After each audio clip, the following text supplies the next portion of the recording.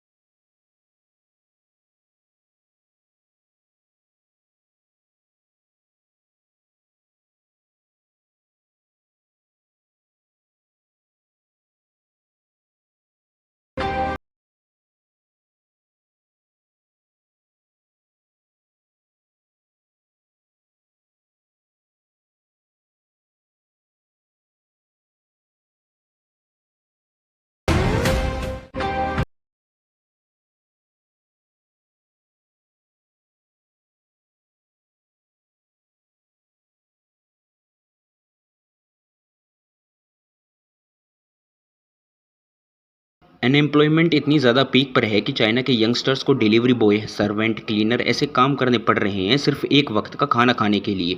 Youth को सड़कों पर निकलकर लाइव स्ट्रीम कर रहे हैं किसी लिए, ताकि सिर्फ वो एक वक्त का खाना खा सके। कूड़े के पहाड़, गंदगी, कचरे इतने ज़्यादा हो गए हैं कि आप सोच भी नहीं सकते। कूड़ों के पहाड़ लगे पड़े हैं, बीचेस पर जो है वो कूड़े कूड़े आपको देखने को मिलेगा, बिल्डिंग्स के बाहर में आपको कूड़ा देखने को मिलेगा। इतनी ज़्यादा गरीबी है कि लोग एक वक्त का खाना खाने के लिए, रहने के लिए कमरा तक अफोर्ड नहीं कर सकते। चाइना की ट्रेन की कंडीशन इतनी ज़्यादा ख़राब है कि इंडिया की अगर एक लोकल ट्रेन से कंपेयर करें तो इसमें आपको बहुत ज़्यादा डिफरेंस देखने को मिलेगा।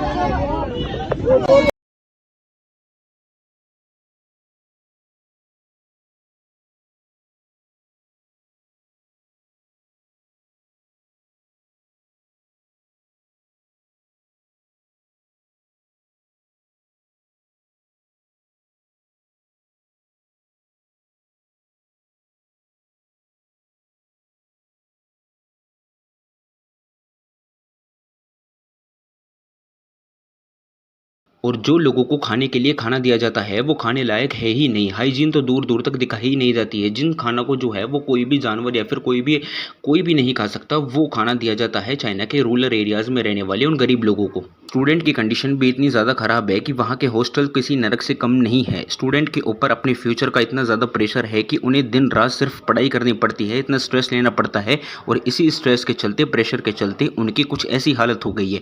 आपको बहुत सारी ऐसी वीडियोज़ देखने को मिल जाएंगी जहाँ चाइना के लोगों ने ही चाइना की जो है पूरी सिस्टम को एक्सपोज किया है और चाइना की रियलिटी को शोकेस करने की कोशिश की है। चाइना का सबसे पावरफुल गेम है माइंड गेम, हर चीज़ों पर कंट्रोल करना। चाइना सारी चीज़ों को या तो चुपचाप खत्म कर देता है या फिर कुछ ऐसे दबा देता है जैसे किसी को पता भी नहीं चले, कानों कान खबर तक नहीं लगती।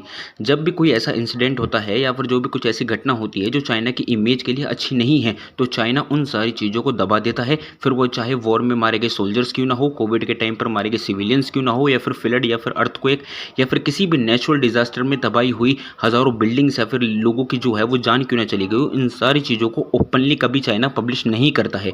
इन सारी चीज़ों को जो है वो दबा दिया जाता है ताकि किसी भी तरीके से ग्लोबली लेवल पर चाइना की इमेज खराब नहीं हो सके। चाइना ने इन्फ्लुएंसर, जर्नलिस्ट, मीडिया हाउसेस को इतना स्ट्रिक्टली कंट्रोल कर रखा है कि अगर उन्होंने चाइना की इमेज को या फिर कुछ भी ऐसी चीज़ें को शोकेस करने की कोशिश करी जो चाइना की इमेज को खराब कर सकती है, तो उनको ब्लैक लिस्टेड कर दिया जाता है। ये है चाइना की रियलिटी और ये तो बस चाइना की रियलिटी का 1% है। अभी भी बहुत सारे ऐसे राज है जो चाइना ने छुपा रखे हैं। अभी बहुत सारी ऐसी रियलिटी है जो चाइना ने कभी शोकेस होने ही नहीं दी। लेकिन आपको हम इस वीडियो के जरिए जितनी हो सके उतनी ज़्यादा रियलिटी दिखाने की कोशिश करी है। तो वीडियो को फिलहाल यहीं एंड करते हैं गाइस।